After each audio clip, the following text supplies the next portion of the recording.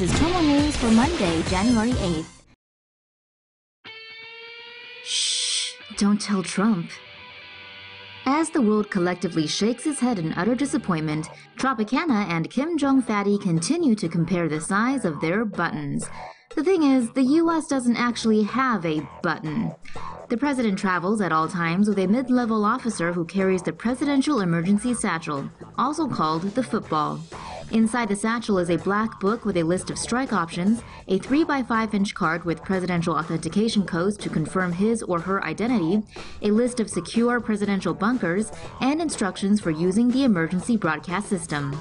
If the president decides to go nuclear, he consults his advisors on what contingency plans to activate from the black book. Next, the president's identity is confirmed to strategic nuclear forces by reading a code off the 3x5-inch card, known as the biscuit. The president's orders are then passed down the chain of command to U.S. bomber, missile, and submarine crews around the world. The system is made to be fast, but also has measures in place to mitigate impulsiveness. The world can now be rest assured because Sunny D is probably the least impulsive person on the planet. Let's be real. Launching in 3, 2, 1. Dog taken by eagle lives to bark the tail. A brave dog is lucky to be alive after being snatched by a bird out looking for its next meal. Little Zoe had been playing in the backyard one snowy day when she was spotted by an American bald eagle. Immediately, the hungry predator swooped down and snatched the 8-pound Bichon Frise with its talons, sending her human into a panic. Zoe's owners searched all over for her but weren't successful. Thinking their pet was dead, the family put out a post on Facebook, asking for help to at least locate the pup's body so they could bury it. Zoe, though, miraculously survived and was found some 4 miles away. Her rescuer nursed her back to health and later located her owners via the public post. Zoe has since been happily reunited with her family, though it may take a while before she ventures outside again.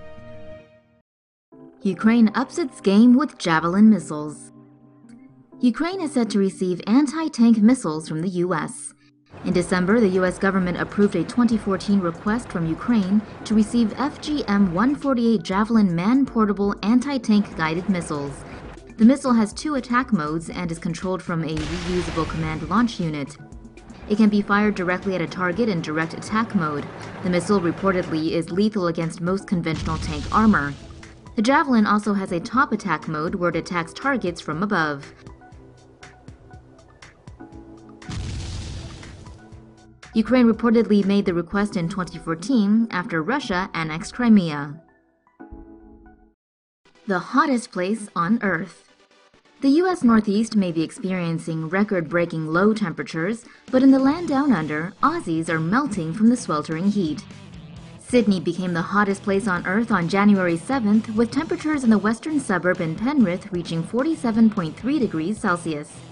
It was a few degrees shy of breaking the record for hottest day in the area, a 47.8-degree temperature recorded in Richmond in 1939.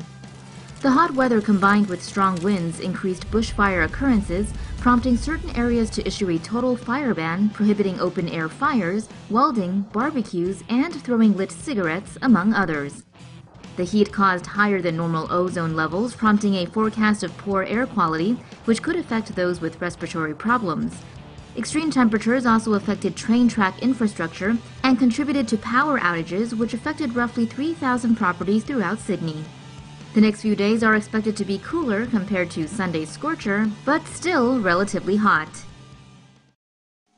Anti-tinnitus device drowns out ringing with electric pulses.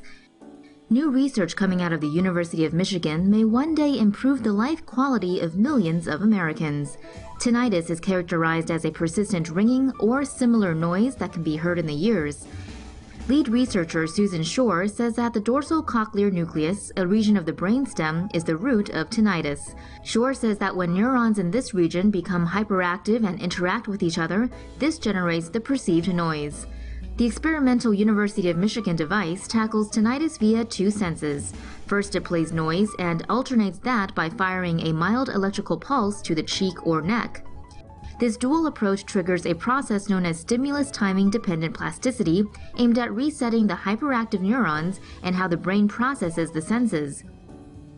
Tinnitus is reportedly the most common service-related disability among veterans. It affects around 25 million Americans. Many learn to live with it, but for some, it can get so bad that it's life-crippling.